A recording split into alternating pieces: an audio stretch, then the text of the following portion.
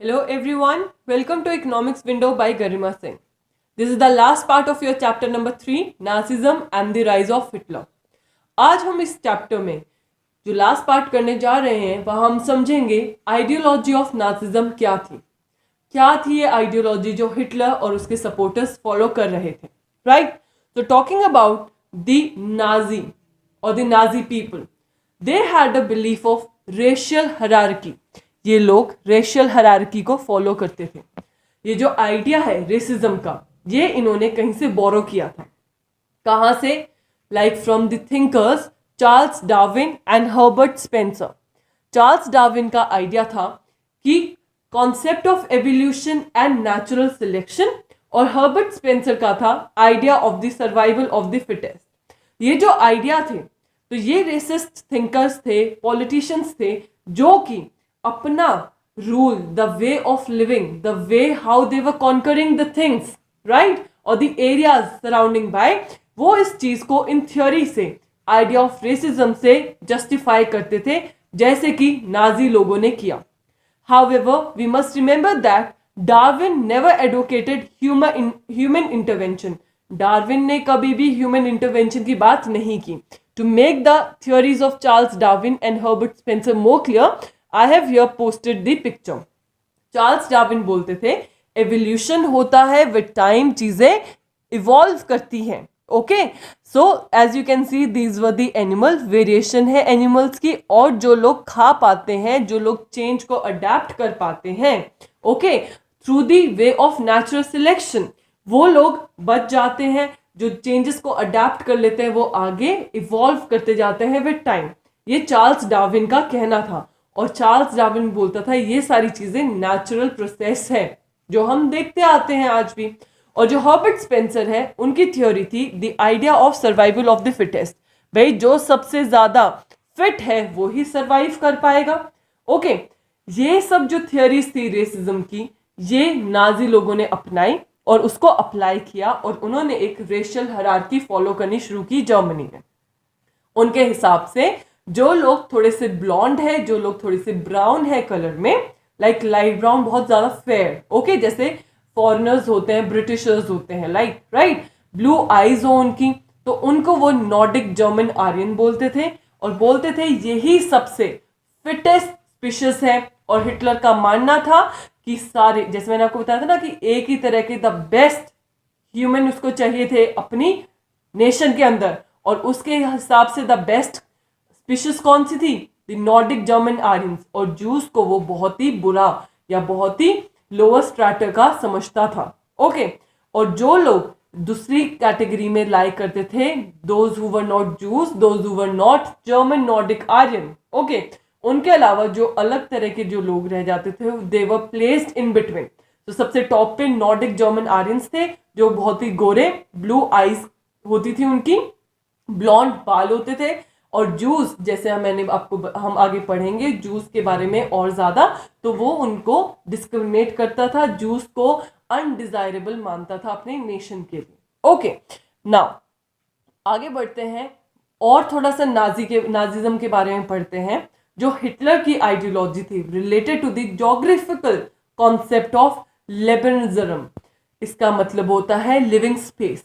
वो बोल रहा था कि मुझे बहुत ज्यादा एरिया एक्वायर करना पड़ेगा, उनके पास न्यू टेरिटरी होगी जहां वो सेटल डाउन कर सकेंगे.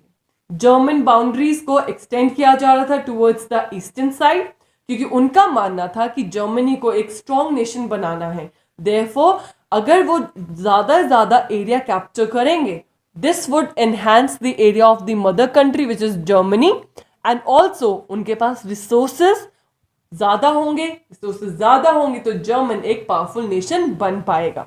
Okay, now let's talk about most important topic from this chapter which is Nazi ideology.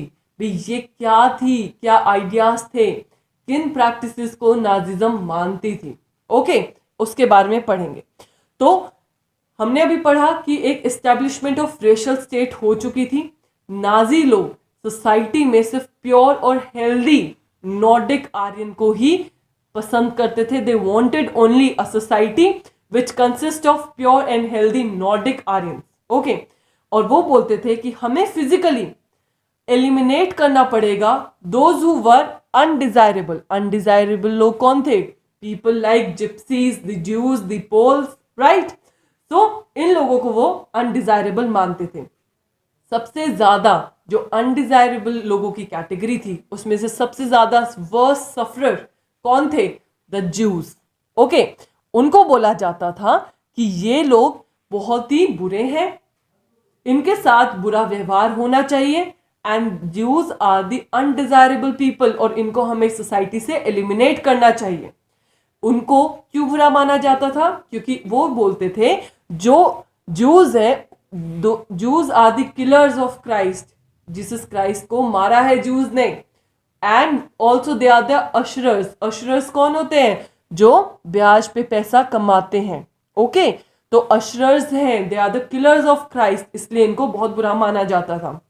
हम विद टाइम देखेंगे एक गेटोजाइजेशन होगा और ऑर्गेनाइज्ड वायलेंस होगा जूस के अगेंस्ट। गेटोजाइजेशन मतलब कि ग्रुप ऑफ पीपल जो जूस है उनको उठा के एक एरिया में डाल देंगे, वो वाला area which is deprive of all the basic amenities, कोई रिसोर्सेज नहीं होंगे उनके पास रहने के। बहुत ही जैसे गेटोजाइजेशन मतलब एक ही रिलीजन के एक ही टाइप के लोगों को अगर एक ही एरिया के अंदर हम लिमिटेड कर देते हैं, that is known as ghettoization. Okay और उसके बाद हम देखेंगे हिटलर की क्या थियोरीज थी regarding this racial system. Okay now अभी मैंने आपको बताया था फर्स्ट स्लाइड में कि सबसे ज्यादा हेल्दी और प्योर कौन माने जाते हैं सोसाइटी के लिए?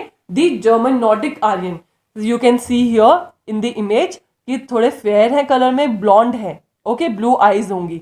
Rest of the people were not considered as pure and healthy as the German Nordic Aryan. These were the gypsy tribes and these are the Jews, these are the ghetto and the people, and also हम chapter में आप gas chambers के बारे में पढ़ेंगे कि कैसे Hitler बहुत ही क्रूएलिटी अगेंस्ट ह्यूमैनिटी कर रहा था उस टाइम पे। ओके नाउ इन 1933 से लेके 38 तक हम देखेंगे कि नाजी कैसे टेरराइज कर देगा, सेग्रीगेट कर देगा, जूस को सोसाइटी से अलग कर देगा। और 1939 से लेके 45 के पीरियड में हम देखेंगे कि नाजी क्या करेगा, उन्हें कंपेल करेगा कि उनको एक गेटोज के अंदर डाला जाए। गेटोज मतलब एक जगह उनको लाया जाए और इवेंचुअली उनको गैस चैम्बर्स में डाल डाल के उनको मार दिया जाए, क्योंकि क्या बोला था? Physically they need to eliminate the undesirable people from this society, right. तो अभी हम पढ़ेंगे इस चीज के बारे में। उसके बाद एक टर्म आती है रेशियल यूटोपिया। रेशियल यूटोपिया मतलब एक पर्टिकुलर रेस, जो कि हम बात करेंगे जूस की, उनके खिलाफ जो मासिव लेवल पे जो किलिंग हुई थी, जो जीनोसाइड हुआ था, वो क्या रहा, कैसे वो पूरा एक सिस्टम बनेगा जो कि एक मासिव क्रुएलिटी होगी टुवर्ड्स ह्यूमैनिटी। तो जीनोसाइड और जो war, it became the two sides of the same coin. Killing of the people under the shadow of war, occupation of Poland, Poland के अंदर ऐसे गैस चैम्बर्स बनाए गए थे, ओके जहां लोगों को ले जाया जाता था, लोगों को पता नहीं होता था कि उनके साथ क्या होने वाला है, ब्लाइंड फोल्डेड, उनको कोई क्लू नहीं होता था उनके साथ क्या ट्रीटमेंट होगा, और अंदर गैस चैम्बर्स में ले जाके उनको मार दिया जाता था।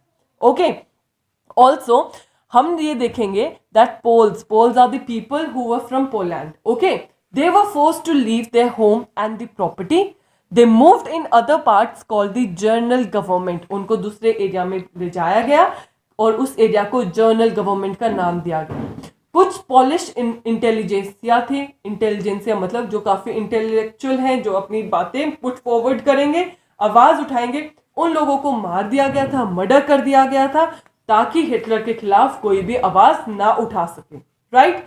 Polish children who looked like Aryan were snatched from their families, क्योंकि पोलैंड के अंदर उन्होंने गैस चैम्बर्स बनाए थे, प्रॉपर्टी छीन ली, घर छीन लिया, राइट। अब जो लोग थोड़े से आर्यन, नॉर्डिक आर्यंस की तरह दिखते थे, उनको अलग कर दिया उनकी फैमिली से, और Aryan children were given to the German family, क्योंकि हिटलर का मानना था they are pure and healthy, right.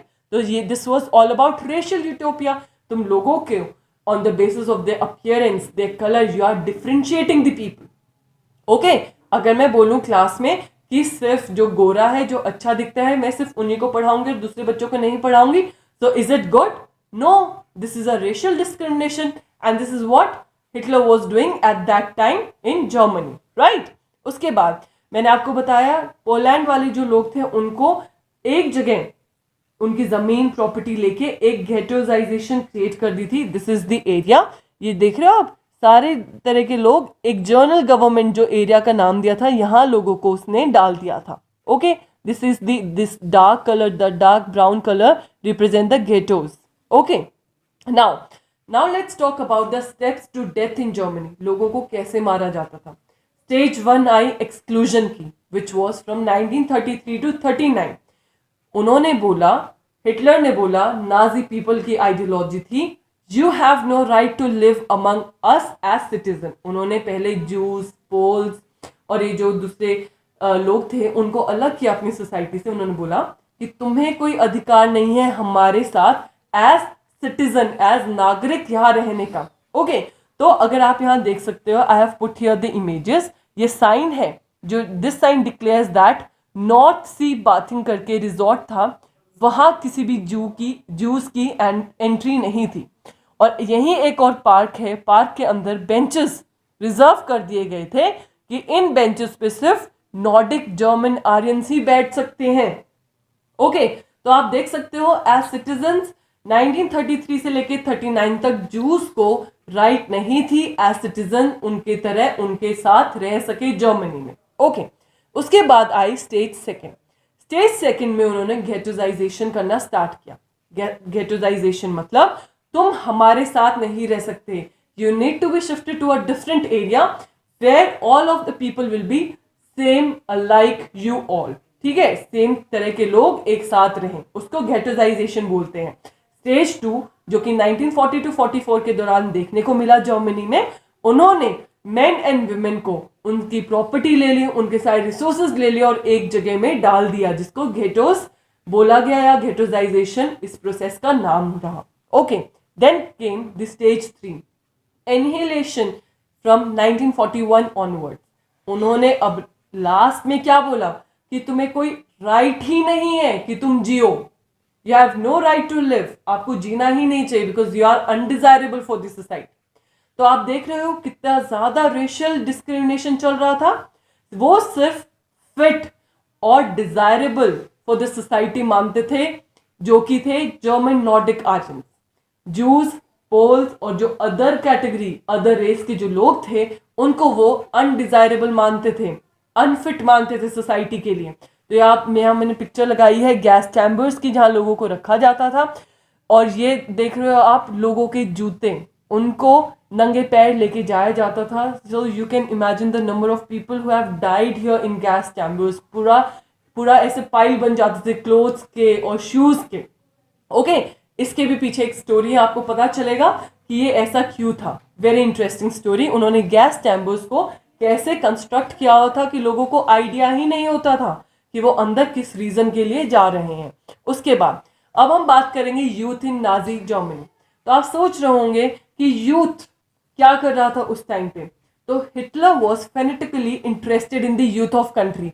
Hitler का बहुत ज्यादा इंटरेस्ट था यूथ के अंदर। उसका मानना था कि अगर बचपन से ही बच्चों को ट्रेन किया जाए what is good and what is bad for them, तो अच्छा रहेगा। कल को वो तब बड़े होंगे, it will be easier for the Nazi people to rule over them. Okay, तो स्ट्रॉन्ग नाजी सोसाइटी के लिए वो चाहते थे ये जो नाजी वाली जो आइडियोलॉजी है वो बचपन में ही पढ़ा दी जाए उन लोगों को। Okay, now you must be thinking what happened to the school under Nazism. All the schools were clean and purified. Children were segregated, उनको अलग कर दिया गया था। Undesirable children were thrown out of the school. कौन है undesirable students? Children कौन थे? The children of Jews, the children of Poles, the children of other category other than the German Nordic Aryan.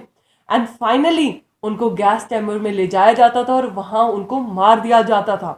Teachers who were Jews were considered as politically undesirable और उनको भी school से निकाल दिया गया और उनको भी फाइनली वो गैस चैम्बर्स ले जाके मार देंगे। Okay, so you can imagine the cruelty towards the Jewish people. अभी मैंने आपको स्टार्टिंग में बोला था द वर्स्ट सफरर कौन था इस नाजिज्म में? The juice. उन्होंने बहुत सफर किया है। उसके बाद गुड जर्मन का कॉन्सेप्ट उनको सिखाया जाने लगा स्कूल में ही आइडियोलॉजिकल टीचिंग्स हो गई, उनकी टेक्स्ट बुक रीप्रिंट की गई, रेशियल साइंस इंट्रोड्यूस की गई, जूस को बहुत ही बुरा दिखाया गया, चिल्ड्रन को बोला गया the child were taught to be loyal to Nazi, भाई आपको लॉयलिटी दिखानी है टुवर्ड्स द नाजी, जूस को हेट करना है और हिटलर को वर्शिप करना है। वायलेंट स्पोर्ट्स सिखाए जाते थे ताकि चिल्ड्रन जो है बचपन से ही आयरन हार्टेड बने और थोड़ा मैस्कुलिन बने। ओके, उसके बाद यूथ ऑर्गेनाइजेशन क्रिएट की गई थी to educate the German youth, ताकि उनके अंदर स्पिरिट ऑफ नेशनल सोशलिज्म डाली जाए। स्पिरिट ऑफ नेशनल सोशलिज्म क्या है? It was all about the ideology of Nazism. Age group of 10 to 14 year की जो ऑर्गेनाइजेशन थी इट वॉज जंग वॉल्क। 14 to 18 ईयर्स की ऑर्गेनाइजेशन का नाम था हिटलर यूथ, और 18+ एंड अबव को आर्मी के अंदर भेजा जाता था to serve the nation. Nazi youth organisation was founded in 1912। 4 year later उसका नाम चेंज कर दिया गया and it was renamed as Hitler youth, where they learn about the worship of war. उन्होंने बोला कि वॉर को वर्शिप करो और तुम्हें अग्रेसिव होना है, तुम्हें वायलेंस दिखाना है, हेट दिखानी है against the undesirable Jew population in the Germany. All other youth organisation were band.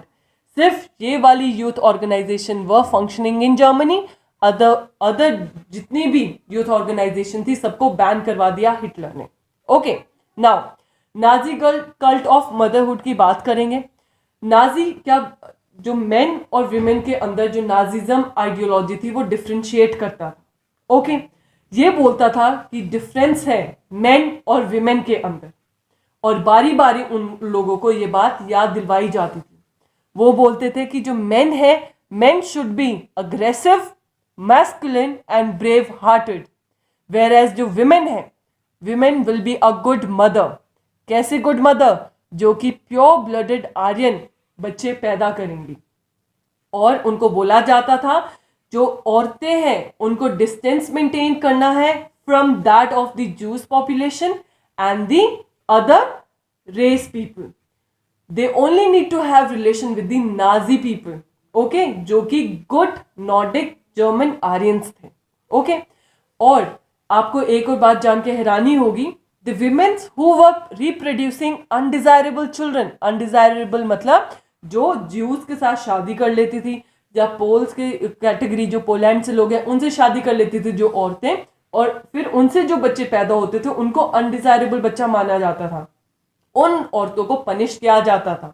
और जो औरतें डिजायरेबल चिल्ड्रन, डिजायरेबल मतलब जर्मन नॉर्डिक आर्यंस रिप्रोड्यूस करती थी, उनको फेवर किया जाता था, उनको हर जगह डिस्काउंट दिया जाता था, अच्छा ट्रीटमेंट दिया जाता था। और यहाँ तक हिटलर ने 3 तरह के मेडल रखे हुए थे। अगर कोई भी विमेन है, 4 जर्मन नॉर्डिक आर्यन रिप्रोड्यूस करती हैं, 4 बच्चे करती हैं, उनको ब्रॉन्ज मेडल मिलेगा। 6 चिल्ड्रन होंगे तो सिल्वर, और 8 चिल्ड्रन होंगे तो गोल्ड। तो आप समझ सकते हो Hitler was fanatically interested in the youth. उसको चाहिए था अगर मैं बचपन से ही बच्चों को ट्रेन करूंगा, it will be easier for me to rule in this country and make Germany a strong nation. Okay, उसके बाद आप सोच रहे होंगे जो औरतें ऐसा नहीं करती थी, ओके, तो उनके साथ क्या होता होगा? They were punished, right, you heard it right. उनको पनिशमेंट दी जाती थी under the code of conduct. उनके लिए कोड ऑफ कंडक्ट बनाया गया था। जो विमेन इस चीज को फॉलो नहीं करती थी, दे वर पनिश्ड। कैसे पनिश करते थे? उनके हेड जो है शेव कर दिए जाते थे, ओके, उनके फेसेस वर पेंटेड ब्लैक, और पूरे टाउन में उनको घुमाया जाता था। उसके बाद जेल सेंटेंस देते थे, जेल में डाल देते थे उनको, और उनके साथ बहुत बुरा व्यवहार होता था। और इसको अगर रिलेशनशिप अगर वो किसी जूस या पोलिश पीपल के साथ बनाते हैं तो इसको एक क्रिमिनल ऑफेंस माना जाता था under the Nazi ideology. Okay, so this was all about the ideology. अब हम बात करेंगे आर्ट ऑफ प्रोपेगेंडा। आप सोच रहे होंगे कि ये इतना कुछ हो रहा था तो लोगों को समझ में नहीं आ रहा था कि उनके साथ बुरा हो रहा है। It was because Hitler was playing with the words. वो करता कुछ और था और नाम कुछ और दिया हुआ था चीजों को. The practice were deceptive. It was because the practice were deceptive. Ill practices थी, गलत कर रहे थे लोगों के साथ, लेकिन जो उनके वर्ड्स जो उन्होंने नाम दिए हुए थे वो काफी चिलिंग थे. कैसे? जो मास किलिंग कर रहे थे उनको उन्होंने टर्म दिया था special treatment. Final solution for juice. Final solution मतलब जब बोल दिया हिटलर ने इनका फाइनल सॉल्यूशन करो, इसका मतलब इनको मार दो. Okay, basically the Nazi people were playing with the words. सुनने में तो कुछ और लगता था और एक्चुअल प्रैक्टिस बहुत ही अलग होती थी. Euthanasia for disabled. जो जर्मन नॉर्डिक आर्यंस थे, जो कोई भी डिसेबल्ड बॉडी के साथ पैदा होता था या कोई डिसीज होती थी, उनको यूथनेशिया मतलब ऑफिशियल ऑर्डर दे देते थे कि ये अनफिट है, ये खुद चाहता है कि मैं मर जाऊं. ओके, यूथनेशिया से डिसेबल्ड को मार देते थे. फाइनल सॉल्यूशन या special treatment was kept for juice which meant mass killing. भाई इनको मार दो. ओके, अब बात करते हैं गैस चैम्बर्स की. मैंने आपको बताया था गैस चैम्बर के बारे में और इंटरेस्टिंग फैक्ट आपको बताऊंगी. वो जो शूज वगैरह इतने पाइल अप क्यों हो जाते थे, क्लोथ्स के ऐसे हीप ऑफ पाइल्स क्यों मिलते थे बाहर, it was because gas chamber को उन्होंने नाम दिया था डिसइंफेक्शन एरिया. वो बोलते थे हम लोगों को एक डिसइंफेक्शन एरिया में लेके जा रहे हैं जहां उनकी जितनी भी ये जो इन्फेक्शन है इनमें वो रिमूव कर दिया जाएगा. ओके, और गैस चैम्बर उन्होंने बिल्कुल बाथरूम की तरह बनाए हुए थे जिसके अंदर फेक शावर्स थे. बेसिकली वो गैस चैम्बर थे जो बाथरूम की तरह दिखते थे. लोगों को बाथरूम में ले जाया जाता था, भाई तुम्हें यहाँ डिसइंफेक्टेंट से नहलाया जाएगा ताकि जितने भी तुम्हारे अंदर बीमारियां हैं वो सब खत्म हो जाए, ऐसा लोगों को बताया जाता था. लेकिन करते क्या थे, गैस चैम्बर जो कि एक फेक बाथरूम बनाया हुआ था, उन शावर से गैस लीक होती थी और लोगों को वहां मार दिया जाता था. Okay, so this is how the art of propaganda during the Hitler times were working. Okay, also इस टाइम पे जितनी भी मीडिया थी, आपको पता है मीडिया कितना इंपॉर्टेंट रोल प्ले करती है, तो मीडिया भी जो नाजी प्रोपेगेंडा स्प्रेड करने में हेल्प कर रही थी. अब because Nazis were playing with the words, तो वर्ड तो ऐसे आते थे, final solution, disinfected area. Okay, तो ऐसी वाली टर्म्स आती थी, लेकिन वो जो एक्चुअल प्रैक्टिसेस थी वो बिल्कुल ऑपोजिट थी उस चीजों से. तो visual images, radio, poster, leaflets जितने भी आती थी, ओके, तो उन सब के अंदर सिर्फ जो नाजी के दुश्मन थे, ओके, उनके बारे में मीडिया बात करती थी. Who were basically the socialist and the liberals. उनको वीक दिखाया जाता था और डीजनरेटेड दिखाया जाता था. मूवीज वगैरह में भी जूस को बहुत ही गंदा दिखाया जाता था जो कि काफी जहरीले हैं, like that of paste, rodents, ऐसे डिपिक्ट किया जाता था कि ये जूस हैं जो तुम्हारी नेशन के लिए हानिकारक है. Okay, these are the enemy of your nation. Nazi worked on the mind of people and the emotion. Nazism ने लोगों के दिमाग के साथ खेला और उनके इमोशंस के साथ खिलवाड़ किया. ओके, तो अब बात करेंगे ordinary people and crime against humanity. जो नाजी सपोर्टर्स थे उनको तो नाजी आइडियोलॉजी बहुत अच्छे से समझ में आ रही थी and they were simply blown away by the ideas. Okay, उनको बहुत अच्छे लग रहे थे. वो हेट करते थे जूस को. ओके, और जितने भी जूस के हाउसेस थे उनको मार्क कर देते थे और रिपोर्ट करते थे. And they believed in Nazism, that Nazism ही एक ऐसी आइडियोलॉजी है जो उनके देश में प्रोस्पेरिटी लेके आएगी. वेयरएज जो कि नॉन नाजी सपोर्टर्स थे, आप सोच रहे होंगे तो उन्होंने क्या किया, यस दे रिटेलिएटेड, लेकिन उनका कुछ बना नहीं. क्यों? क्योंकि they were beaten up, they were punished to death. और इसी टाइम एक पेस्टर नेलीमोर ने लिखा अगेंस्ट द इल्ड. उन्होंने, जैसे आप यहाँ पिक्चर में देख पा रहे हो, ही वॉज पेस्टर नेलीमोर. इन्होंने लिखा कि first they came for socialist but I was not a socialist so I didn't speak out.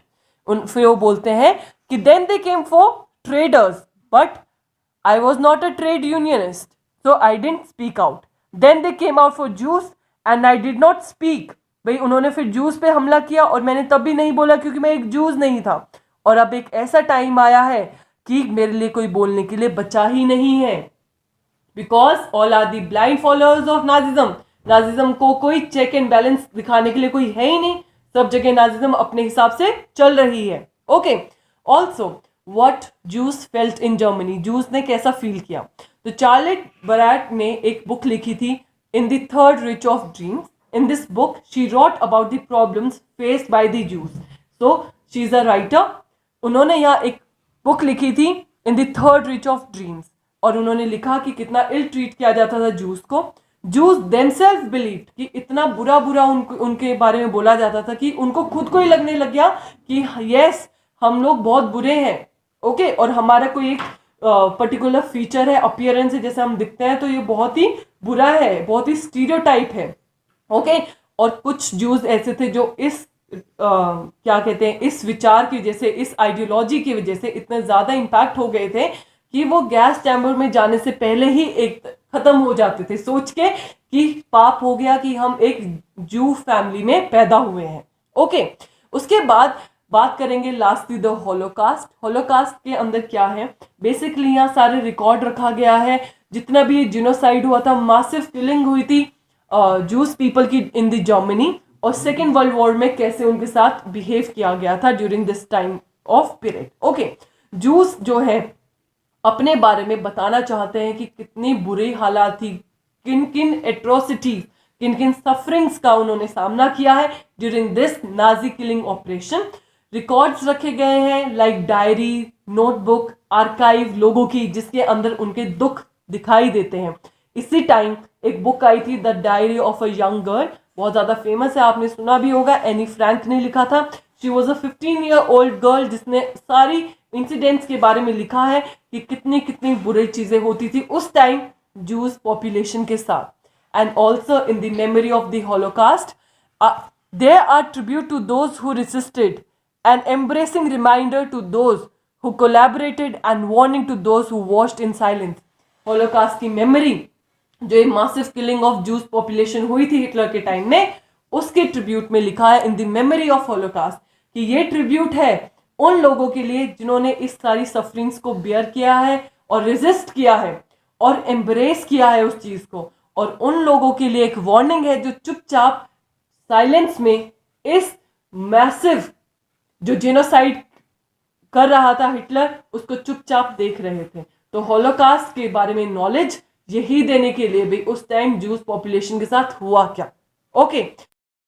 So guys, that was it for today's video. We have now completed the chapter number 3 of history, and I hope you have understood the concept, the chapter very well. And if you did, then do not forget to press in that thumbs up icon under my video. Also comment down below how did you find this video.